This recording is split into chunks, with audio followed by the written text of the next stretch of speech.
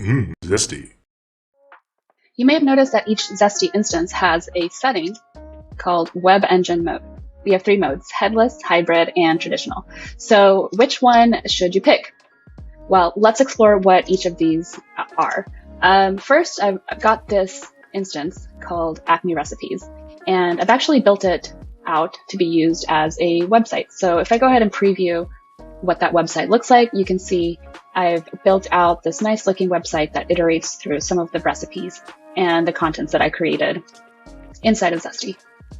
So for this use case, the traditional mode works great. If I go to my settings and I set my Webengine mode to traditional, go ahead and save my settings. So it's behaving just like a website, and the routing that is in place will render out a web page that I have built in my code application using the code files that are created for each of my content models with routing. And then I go ahead and add parsley to reference that dynamically. Okay, so now let's explore the headless option. So if I click headless, save that setting, let's go back to my homepage.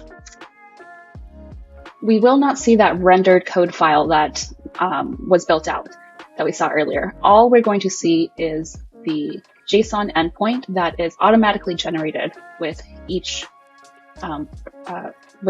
item that contains routing. And what I mean by routing is that it contains a URL path. In this case, this is the root, so the path is the root. But what we don't see now is the code that was built out inside of our IDE, for example.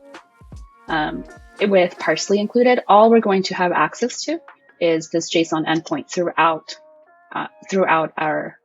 all of our files. So even if I go back to another item, for example, if I click into that banana puree recipe page that we looked at earlier, this recipe page is now also a JSON endpoint. The third option is the best of both worlds. So let's give this mode the hybrid mode, and I'm going to refresh my homepage again.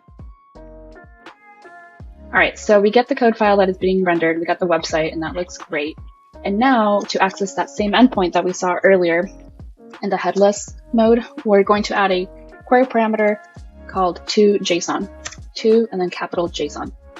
And we get the same endpoint that we saw in the headless mode. All we have to do now is add that query parameter. So here's that banana recipe. There's the code file being rendered. I'm going to add the toJSON parameter, and there's the endpoint that we saw in headless.